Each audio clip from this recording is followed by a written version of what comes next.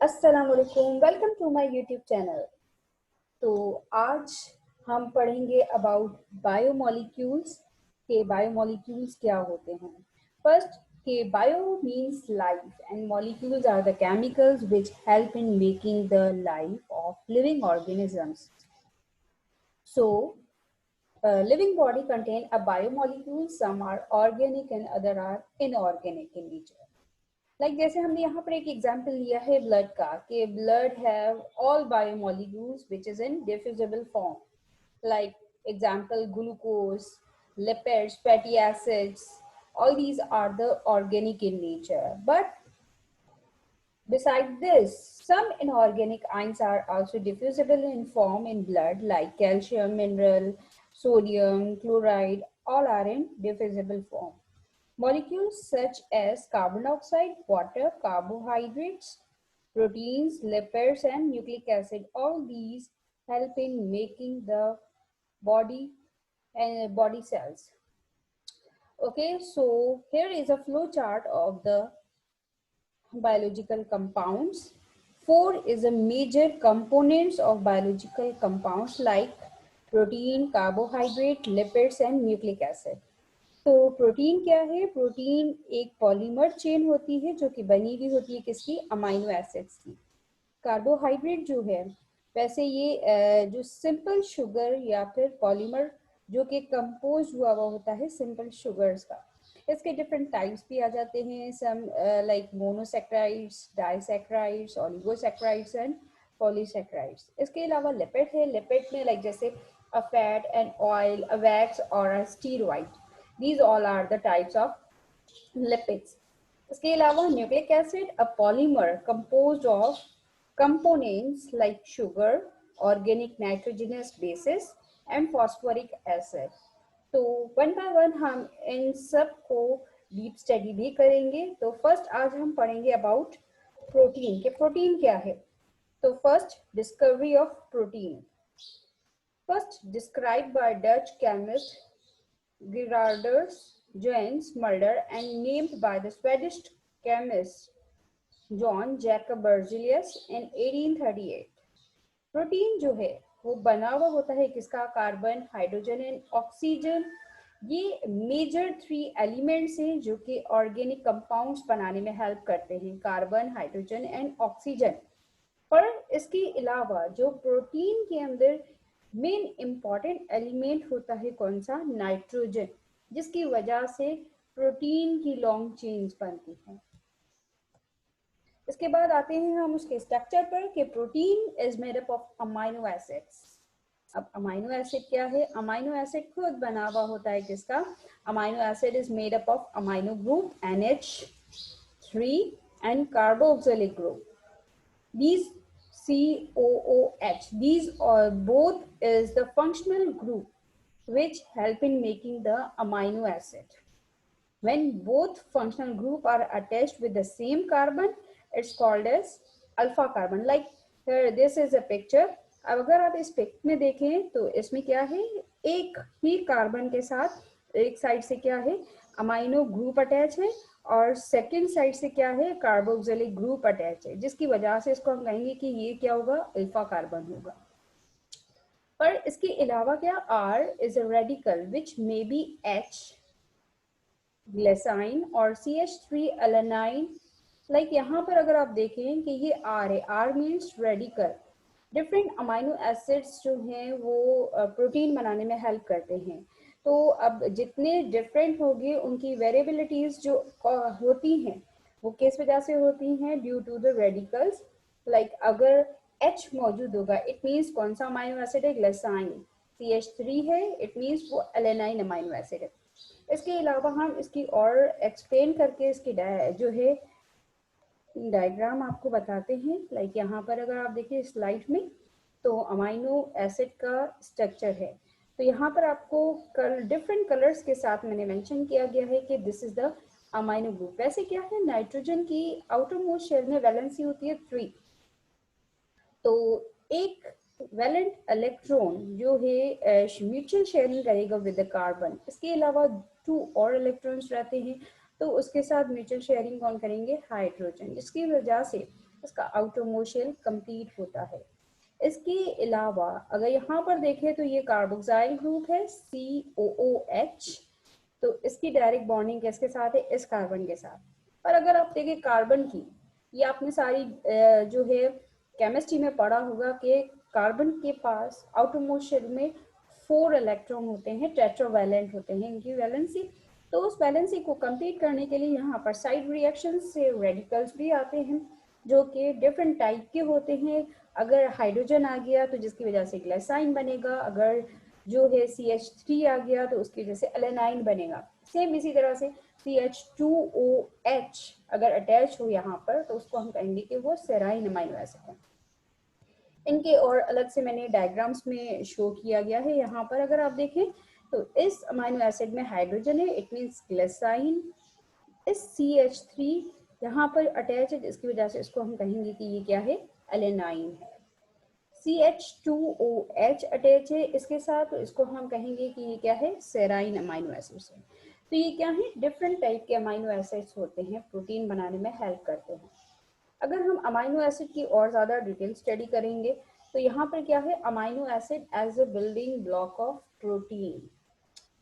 तो फर्स्ट हम पढ़ेंगे कि प्रोटीन जो है वो क्या है, मैक्रोमोलिक्यूल होता है या फिर पॉलीमर। मैक्रोमोलिक्यूल और polymer of amino acid. Protein क्या है, एक लॉन्ग चेन होती है, स्मॉल यूनिट्स मोनोमर्स की बनी हुई होती है। मोनोमर कौन सा, अमाइनो एसिड। इट मीन्स बहुत सारे स्मॉल अमाइनो एसिड मिलकर एक लॉन्ग चेन बनाते हैं जिसको हम कहते हैं कि वो प्रोटीन की चेन है।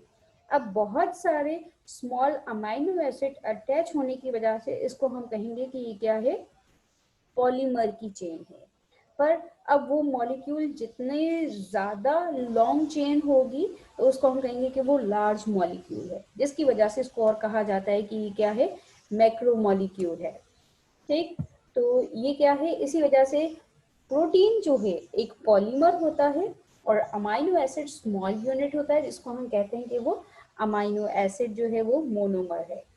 तो इसी तरह से अमाइनो एसिड्स जो हैं, there are 20 basic amino acid commonly found in virus to human being, because सबसे सिंपलेस्ट अगर हम कहें तो वो वायरस होता है, वायरस। और इसके बाद फिर और डिफरेंट लिविंग ऑर्गेनिजम्स आ जाते हैं to the more complex form जिसको हम कहते हैं कि वो क्या है, ह्यूमन बीइंग है। वहां तक जितने भी लिविंग ऑर्गेनिजम्स हैं सब में इसी तरह के 20 बेसिक अमाइनो एसिड्स पाए जाते हैं।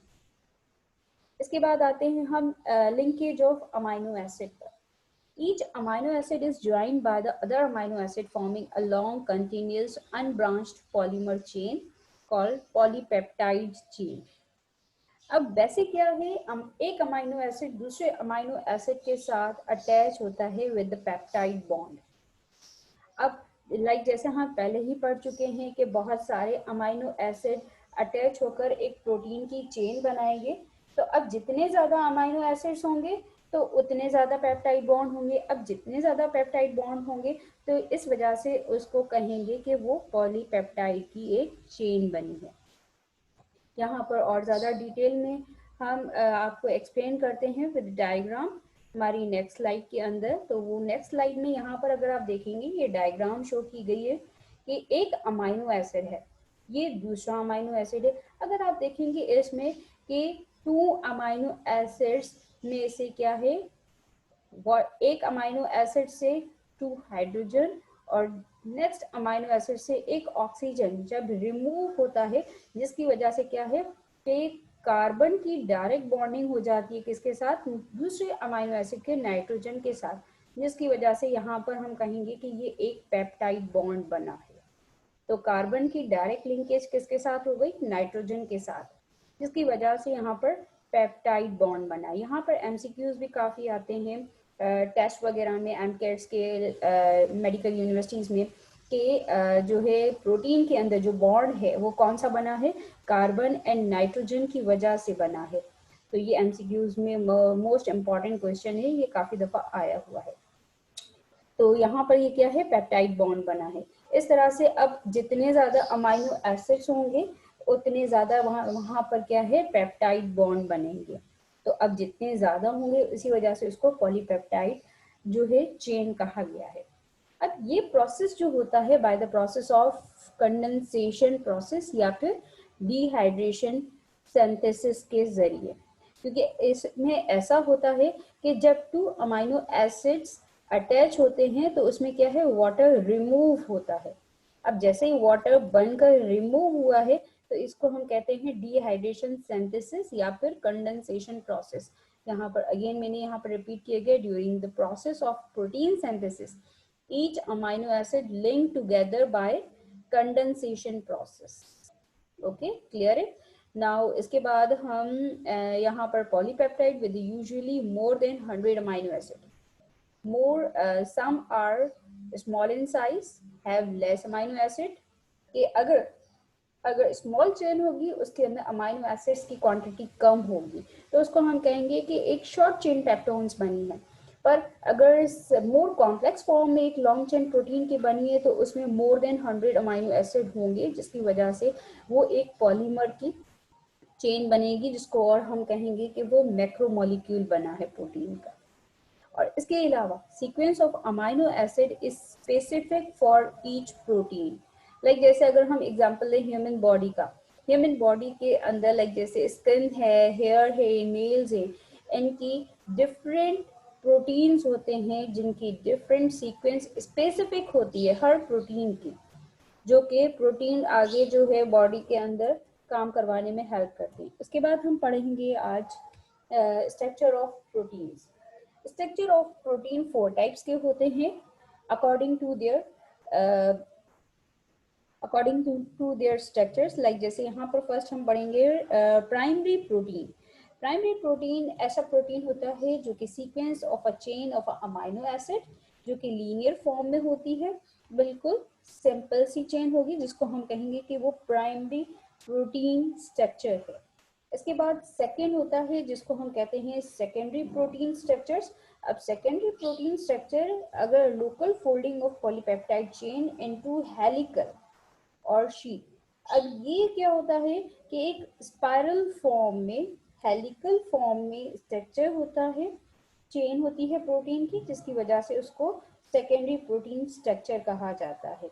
Like as you seen in this picture like that alpha helix, ये क्या है, एक स्पाइरल फॉर्म में एक चेन है प्रोटीन की, जिसकी वजह से उसको तो जो है सेकेंडरी प्रोटीन चेन स्ट्रक्चर कहा गया है। इसके बाद इसके अलावा इसमें बीटा प्लेटेड शीट होती है जो कि इनके प्रोटेक्शन करवा रही होती है, इसीलिए कहा गया है। अच्छा, इसके बाद है third tertiary protein structure. Tertiary protein structure जो है ये फर्स्ट ऐसा होता है कि arrangement of secondary structure into the three-dimensional folding pattern of a protein due to side chain interaction। अब इसमें डिफरेंट बॉन्ड्स भी जो है बनते हैं, जिसकी वजह से बीटा प्लेटेड शीट जो है उसकी जो है बॉन्डिंग होती है इसके साथ। इसमें सिर्फ पेप्टाइड बॉन्ड ही नहीं पर इसके अलावा हाइड्रोजन बॉन्ड, आयनिक बॉन्ड और डाइसल्फाइड बॉन्ड भी होते हैं। अब यहाँ पर क्वाटनरी प्रोटीन स्ट्रक्चर भी है। अब क्वाटनरी प्रोटीन स्ट्रक्चर जो होता है एसोसिएटेड होता है विद 2 और मोर सब units polypeptide chain and large size molecule, जिसकी वजह से इसको कहेंगे कि ये क्वाटनरी प्रोटीन स्ट्रक्चर है। इनकी काफ़ी एग्जांपल्स भी आती हैं, लाइक जैसे अगर हम primary protein structure simple chain के फॉर्म में, जैसा कि हम प्रीवियस टॉपिक्स में भी पढ़ चुके हैं अबाउट इंसुलिन। इंसुलिन की एक लॉन्ग चेन सिंपल फॉर्म में होती है जिसको हम कहेंगे कि वो प्रोटीन चेन स्ट्रक्चर है। इसके अलावा अगर सेकेंडरी प्रोटीन स्ट्रक्चर लाइक जैसे यहाँ पर अल्फा हेलिक्स फॉर्म में, स्पाइरल फॉर्म में है बनी हुई, इसी तरह से ये कहाँ यूज होती है, ये जो है हेयर बनाने में इसका मेन रोल होता है। स्पाइरल मैनर में एक होल्डिंग और बॉन्डिंग बनाती है, जिसकी वजह से हेयर्स जो है लाइक जैसे हेयर में एक प्रोटीन होता है केराटिन प्रोटीन, तो उसमें कौन सी चेन होगी, इसी तरह से अल्फा हेलिक्स फॉर्म में होगी। इसके अलावा थर्ड जैसे कि टर्शरी प्रोटीन स्ट्रक्चर है।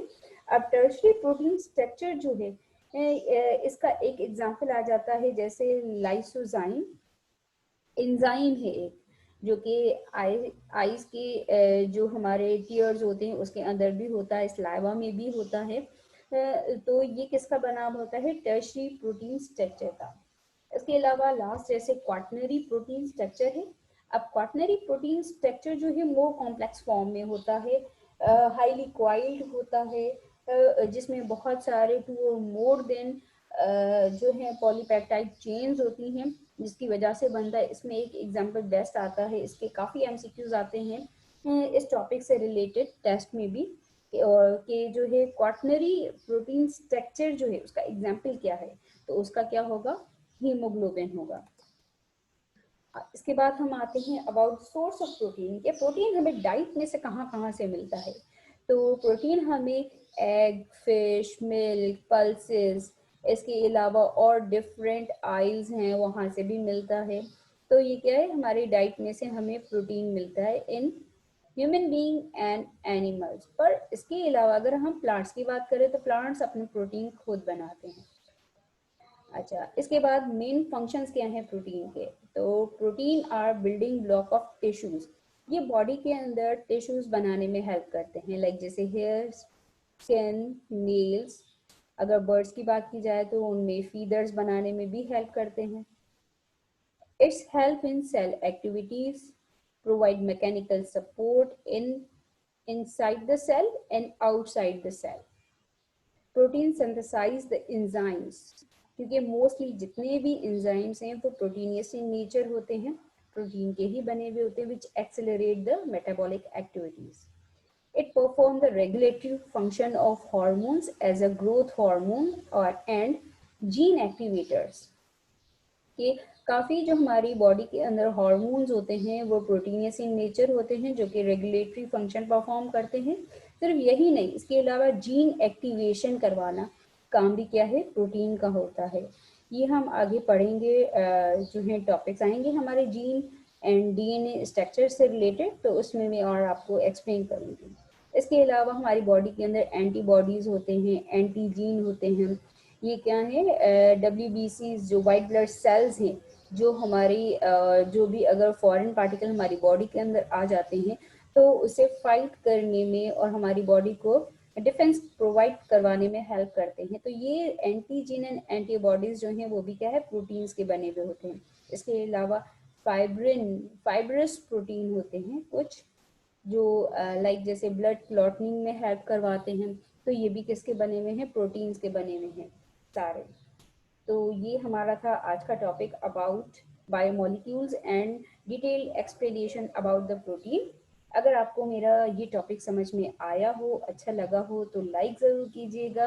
अगर आपने मेरे अभी तक चैनल को सब्सक्राइब नहीं किया है तो बेल आइकन को ज़रूर क्लिक कीजिएगा। तब हम आएंगे उसके बाद नेक्स्ट टॉपिक की तरफ, कार्बोहाइड्रेट्स की तरफ and lipids and nucleic acid. तब तक अल्लाह हाफिज़। Thank you.